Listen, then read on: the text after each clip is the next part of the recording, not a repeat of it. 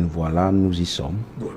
À la veille de la publication de la liste des candidats retenus en premier ressort par Elekam en entendant le contentieux préélectoral, ce que avisera le Conseil constitutionnel, nous y sommes. Et au vu de la température, au vu de l'atmosphère qui règne actuellement, il faut dire que le sujet a été bien choisi dans un contexte précis. Parce que, voyez-vous, ça va dans tous les sens. Et il est question que chaque acteur du processus électoral prenne ses responsabilités. L'intérêt supérieur de la nation ne se marchande pas. Et aujourd'hui, il est question de savoir si effectivement les hommes qui organisent, je vais rester dans la logique de la doyenne d'âge, ceux qui organisent, ceux qui diront le droit, ceux qui mobilisent, chaque acteur, ceux qui rapportent, les médias bien sûr. Oui, ben, je vais arriver là-dessus. Nous pas loupé, hein, moi, j'ai retenu 3. Je suis d'accord sur 3 points, à savoir ceux qui organisent, ceux qui diront le droit, les médias, ceux qui rapportent. Et où je ne suis pas d'accord avec elle, c'est lorsqu'elle dit le président Paul Biya c'est celui qui a apporté la démocratie. Là, je vais arriver quand je vais faire mon développement. Première grille d'analyse, ceux qui sont appelés à organiser. Là, on interpelle au premier rang Elekam, qui doit organiser suivant la loi et non les tripatouillages d'une administration. Elle a dit organiser conformément aux règles établies. Ces gens-là, la Bible d'Elekam, c'est le code électoral. La Bible de sa boussole, c'est le code électoral. Bien évidemment, il y a des textes en la matière qui régissent certaines pièces à présenter. Là-dessus, nous disons tout simplement que Elekam doit organiser suivant sa boussole.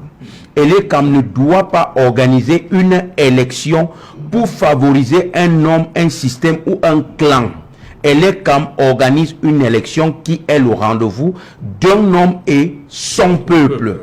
Maintenant, ceux qui diront le droit ici, il s'agit du Conseil constitutionnel qui sera appelé à se pencher sur le contentieux préélectoral, ce après la publication de la liste de demain. Alors nous disons et nous sommes d'accord avec la doyenne d'âge de l'Assemblée nationale qui dit que ceux qui seront appelés à traiter du contentieux ne disent que le droit. Il n'est nullement question de penser qu'on doit tripatouiller pour l'intérêt d'un individu. Je l'ai dit à l'oreille de ce propos, l'intérêt supérieur de la nation ne se marchande pas.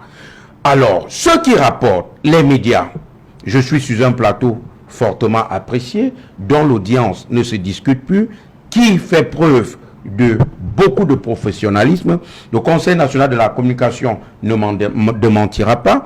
Donc, je peux tout simplement dire qu'il y a certains médias également qui se sont transformés comme étant les chantres de la division. Ceux qui sont là pour stigmatiser des candidatures précises, et nous disons, ce n'est pas le moment, pour le moment, rapporter les faits et épargner les lecteurs camerounais de tout commentaire tendancieux. Maintenant, c'est Jalin. Je la cite ou je ne suis pas d'accord avec elle. Oui, elle dit... Permettez d'abord, on va d'abord écouter les autres, hein, vous allez venir sur cet aspect après. D'abord, Clément Lou, on va dire comme ça, 7 mois, on a comme l'impression que les paroles de l'honorable Laurentine Kouafégué sont plus que d'actualité à cette veille de sortie officielle, la liste des candidats à l'élection. Elle n'a pas loupé, elle s'adresse au Conseil constitutionnel, dire le droit, ceux qui sont chargés d'organiser l'élection, c'est-à-dire Elekam, les hommes du média chargés de rapporter. Elle prend tout le monde là. Oui, justement, c'est Jalin. Vous savez, nous sommes à un moment crucial de notre nation et je pense que la loi, c'est quelque chose de fondamental. Nous avons, dans les normes hiérarchiques, nous avons la Constitution. Après la Constitution, nous avons les autres lois. Je pense que l'honorable a dit quelque chose de fort. Et vous savez, le Cameroun a plusieurs crises. Vous avez Boko Haram, vous avez la crise du Nozo qui n'est pas encore finie. Il faut que l'ECAM et le Conseil constitutionnel, qu'ils font bien leur travail. Parce que, vous savez, dans un pays comme le nôtre où les jeunes n'ont presque plus d'avenir, c'est tellement difficile. Et qu'en ce moment donné, nous avons l'impression que les clans se sont formés, et se sont formés même dans les réseaux sociaux, et que vous pouvez voir à un certain moment donné comment on active la haine. On ne peut pas activer la haine dans un pays qui est pratiquement fragmenté. Alors, je pense qu'il y a les gens qui cherchent pratiquement le chaos, et je dis que si la doyenne, si nous respectons les déclarations de la doyenne, si les deux constitutions, si les deux institutions respectent les dits de la doyenne, je vais dire l'ECAM et le Conseil constitutionnel, je pense qu'à un certain moment donné, tous les bruits, les clans qui se sont formés jusqu'à aujourd'hui, où nous voyons comment les gens sont en train de pratiquement mettre la pression sur l'ECAM de ne pas dire le droit. C'est ce qui est extrêmement dangereux. Et ça remonte. Impression, là, oui, ça remonte. Je vais vous raconter une anecdote. Hier, par exemple, oui. Le professeur Kanto était au Conseil constitutionnel.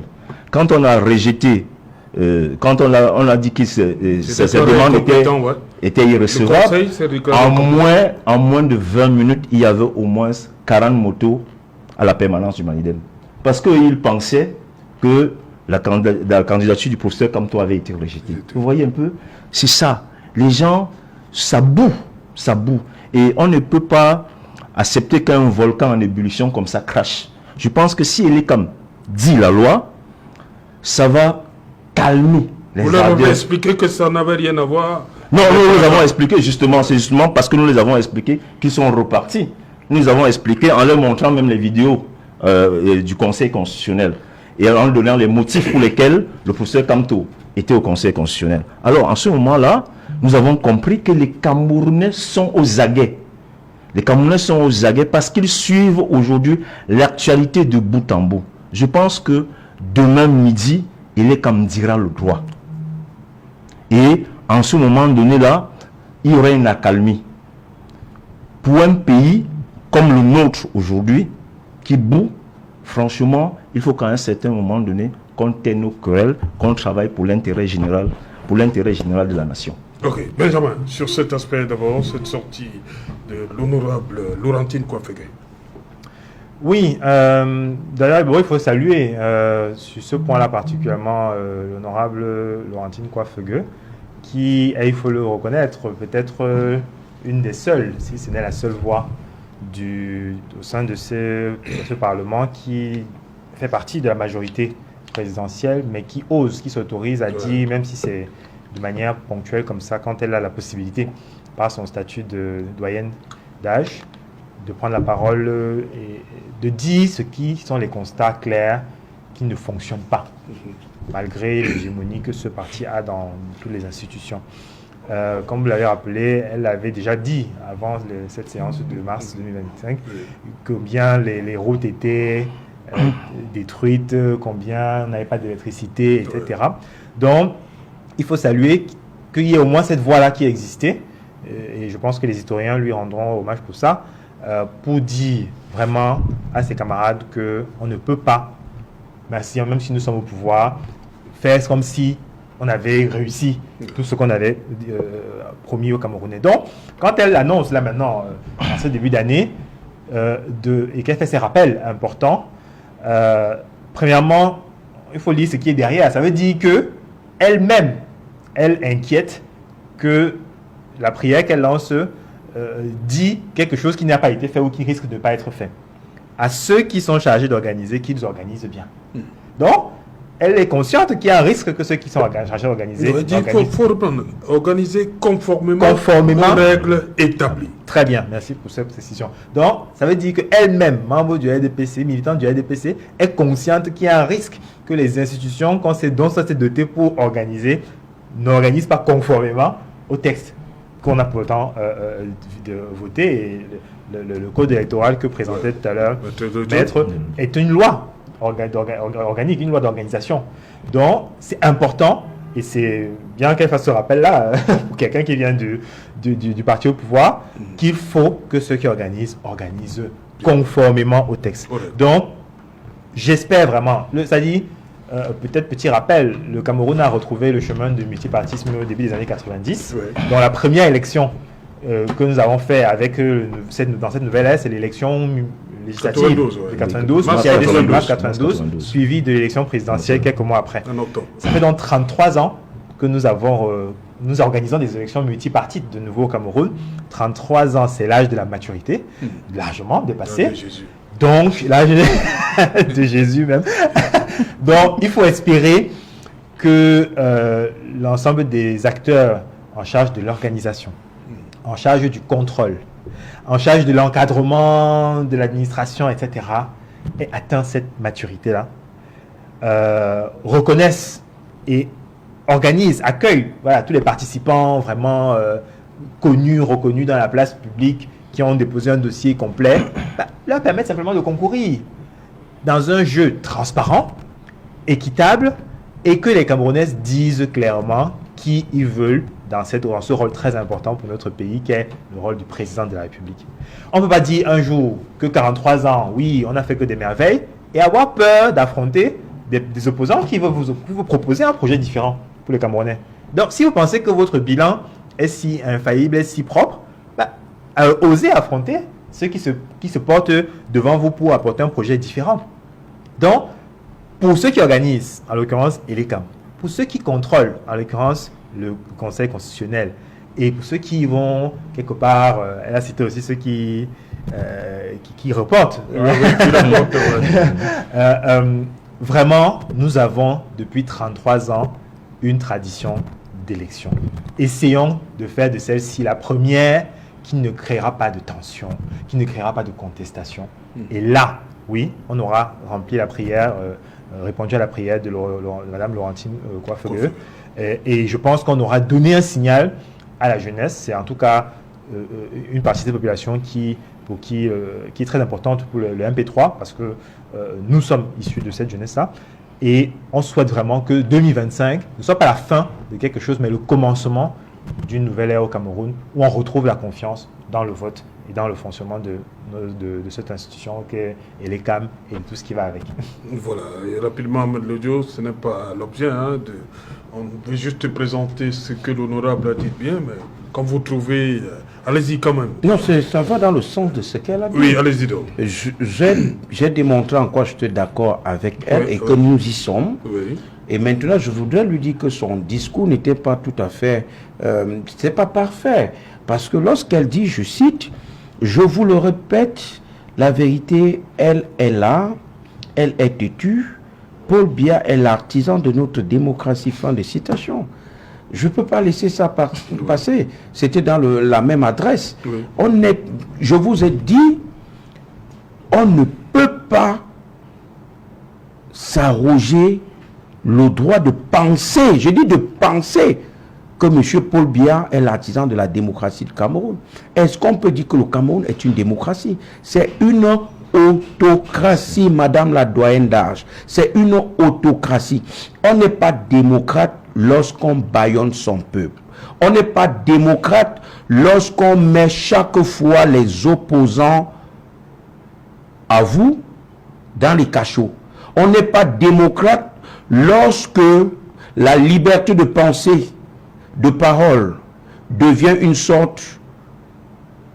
façon, ou alors un leitmotiv pour que du jour au lendemain vous vous retrouvez dans une cellule.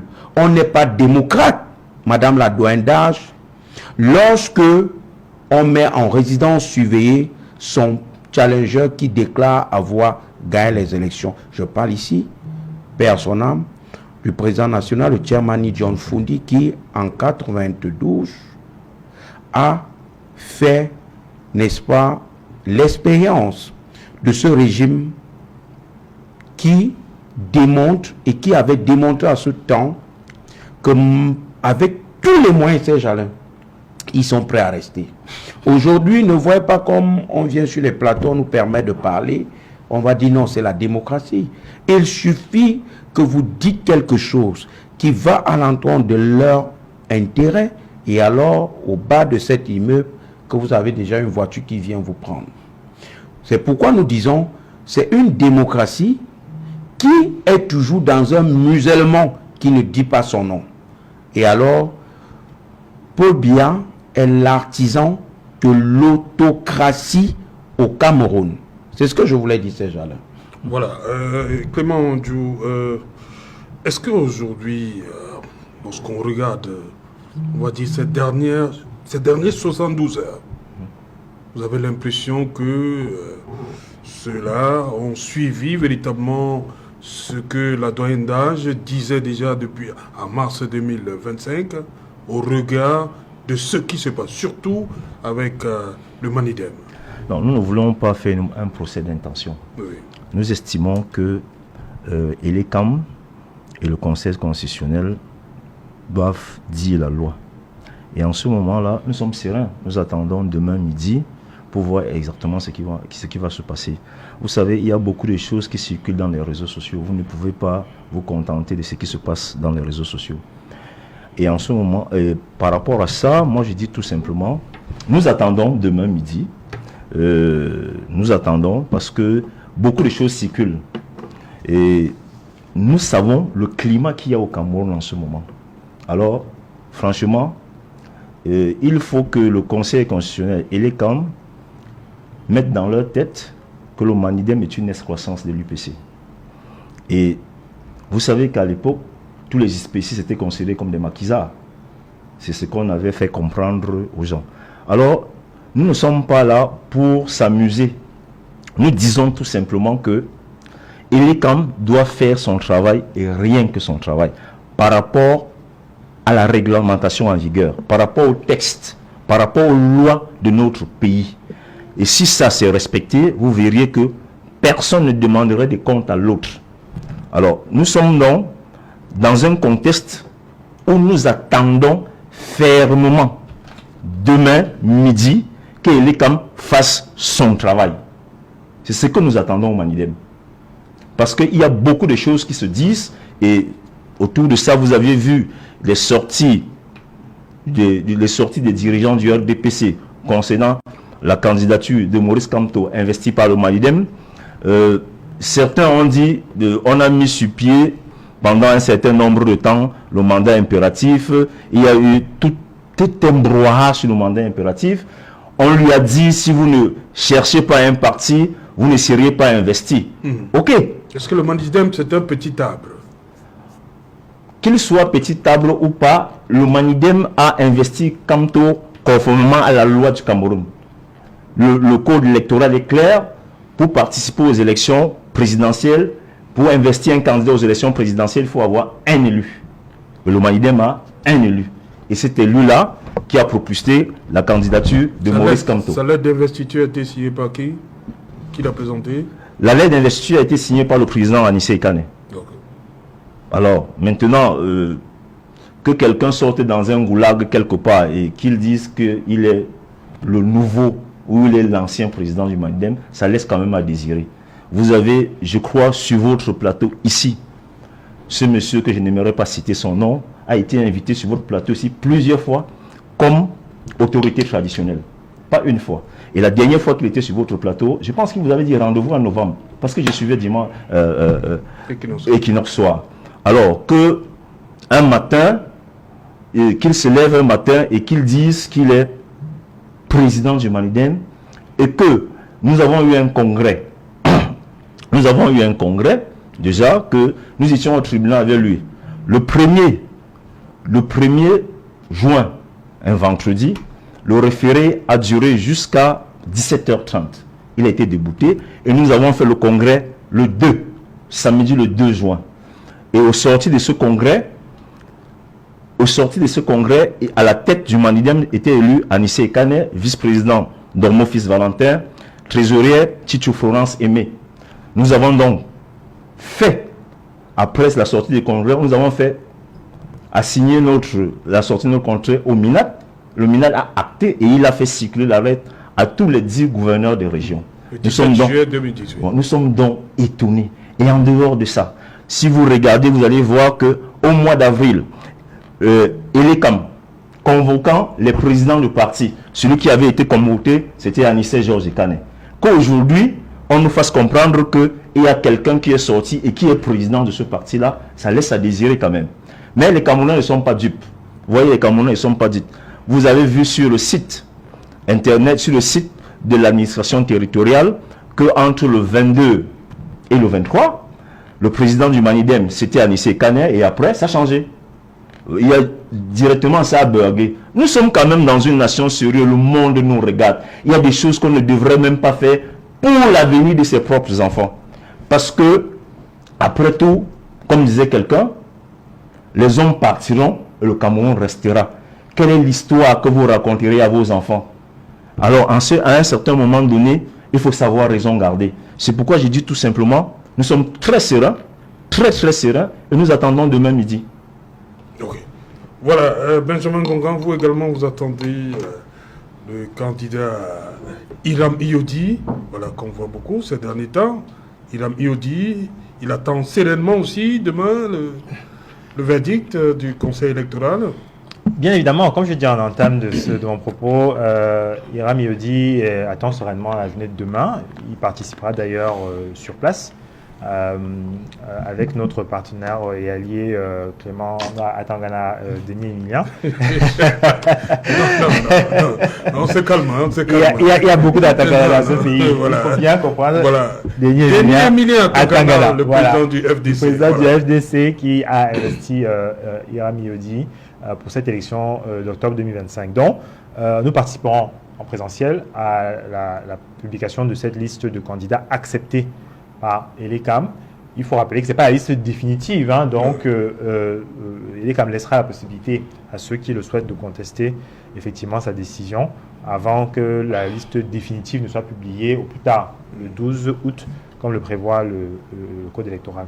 Donc, mais nous attendons la décision d'Elekam, du code de conseil électoral d'Elekam demain, sereinement, avec l'espoir, comme j'ai dit tout à l'heure, qu'Elekam dise le droit, qu'Elekam présente cette liste et donne le résultat du travail qui a été mené par son conseil électoral sur la base de ce qui est prévu par notre code électoral. C'est-à-dire, il y a des pays au monde où les électeurs ne s'intéressent même pas ou ne savent même pas les différentes étapes du processus électoral. Tout ce qu'ils savent, c'est que lorsque la personne qui a mandat pour le faire, en général c'est le président de la République, convoque le corps électoral, on leur donne une date où ils doivent se converger vers des bureaux de vote. Ils se dirigent vers les bureaux de vote après avoir reçu et écouté des programmes, confronter ces programmes politiques pour faire le choix. Ici au Cameroun, nous sommes un pays où les électeurs, j'ai l'impression qu'on passe chaque mois une thèse de doctorat en droit constitutionnel. On va un jour discuter du mandat impératif. On va un jour s'inquiéter de est-ce que Elekam respecte la date de publication de la liste électorale nationale, etc. Donc, on met les Camerounais chaque jour dans une situation de faire une thèse de droit constitutionnel. Et en faisant ça, on perd même finalement le fil de ce qui est le plus important, la confrontation des programmes politiques. Voilà que nous sommes encore obligés d'envoyer des prières. Il faut même que un député du parti au pouvoir envoie une prière à Elekam pour qu'elle fasse ce qu'elle est censée connaître faire. Organiser les élections conformément au code électoral dont le Cameroun s'est doté. Il faudrait, c'est peut-être l'occasion de rappeler, que le rôle des députés, c'est effectivement de légiférer, voter la loi et contrôler l'action du gouvernement. Donc ces députés, au-delà de l'honorable Laurentine Kouaffeugue, devraient s'offusquer quand les lois qu'ils ont votées ne sont pas respectées. Ils devraient le rappeler à ceux qui ont la charge, même si Elekam est une organisation indépendante, il y a autour d'Elekam des organisations comme le MINAT, etc., qui participent à la bonne organisation, ne serait-ce qu'en mettant la sécurité, etc., pour que ça se passe bien. Ils doivent s'offusquer quand ce qu'ils ont voté, ce qu'ils ont prévu pour que notre pays fonctionne, ça n'est pas respecté. Et donc, dans notre pays, je rêve d'un Cameroun, et je pense que on pourra le voir arriver quand Hiram Yodi aura été élu président, d'un Cameroun où on ne force plus les Camerounais à faire des thèses de droit constitutionnel chaque jour. On les invite simplement à s'intéresser à des programmes politiques, à comprendre les projets de société que les différents partis politiques, ceux qui sont censés mobiliser, là, dont parlait Laurentine Coiffegueux, on doit les laisser se mobiliser. On ne doit pas crier au loup à chaque fois. Rappeler qu'au risque de troubles à l'ordre public, chaque fois que des partis politiques veulent réunir des militants, des sympathisants et discuter simplement de l'avenir de ce pays. Donc, nous rêvons de ce pays, nous rêvons d'un Cameroun où les électeurs pourront enfin s'intéresser à ce qui est important, le programme qu'on leur propose, faire un choix sereinement à leur âme et conscience. Voilà, Maître Lodjo, sur cet aspect, une réaction? Oui, Serge, alors, de prime abord, je voudrais dire... Avant de lire, je viens de recevoir un communiqué du ministre de l'administration territoriale. Je vais partager avec vous, les téléspectateurs. Ouais, on peut y aller. Oui. Si la réalisation le permet, on y va. Oui. Bon, d'abord, Maître Lodjo, temps de permettre la réalisation de Calais. Oui, Serge, alors, le communiqué du MINAT. Je voudrais dire vraiment, le pays, actuellement, c'est vrai, ça bouillonne, mais les responsables chargés de la sécurité doivent aussi nous aider à arriver à une situation pacifique. Que la direction générale de la délégation générale à la sécurité nationale, merci, et la gendarmerie nationale cessent un peu les intimidations. Tous ces avis de recherche sur le territoire national, tous ces messages radio d'interdiction de sortie du territoire, vraiment ça fuse et ça peut amener des gens à des situations regrettables. Vraiment, ça c'est, il faut laisser les gens s'exprimer et encadrer juste les débordements, vraiment. C'est pas ça frise une sorte un mépris vis-à-vis du Camerounais qui voudrait dire quelque chose et qui sait que tout ce qui sort de sa bouche peut l'amener dans un cachot. Vraiment, que la Délégation générale de la sécurité nationale et la gendarmerie nationale essaient de mettre la pédale douce. Maintenant, j'ai dit ça, c'est Jalin, il faut qu'on se dise également des vérités. Les vérités, ce sont lesquelles? Il ne faudrait pas que celui ou ceux qui sont chargés d'organiser biaise le système, biaise le jeu. Il est tout simplement question de faire application de ce qu'on s'est ensemble dit, c'est-à-dire notre loi. Maintenant, si demain, parce que je lis par-ci, par-là, et tout à l'heure même permettez que je fasse cette digression, je prenais le carburant quelque part, que les gens sont venus vers moi, commençaient à dire, mais le Dieu, demain 12h, demain 12h. Je dis, non, calmez-vous, nous sommes dans la République. Nous sommes dans la République, et après la publication de la liste de demain, ce n'est pas fini. Il ne faut pas vous jeter, il ne faut pas qu'on se jette dans n'importe quoi. Si on a des arguments solides, le recours auprès du Conseil constitutionnel, justement, un rempart pour rattraper peut-être l'erreur qu'aurait commise et le Conseil de l'ECAM. Voilà, Maître Lodjo, permettez ces communiqués du MINAT, caractère urgent. Le ministère de l'administration territoriale porte à la connaissance de l'opinion publique, nationale et internationale, que le gouvernement de la République ne tolérera sous aucun prétexte la moindre atteinte à l'intégrité, à la transparence et à la sérénité du processus électoral en cours. Il est formellement établi que toute personne qui réside sur le territoire national ou à l'étranger qui tenterait de troubler, d'entraver ou de manipuler d'une quelconque manière le déroulement régulier du processus électoral, depuis la publication des listes définitives des candidats jusqu'à la proclamation solennelle des résultats, s'expose à des poursuites judiciaires sévères. Conformément aux lois en vigueur, aucune excuse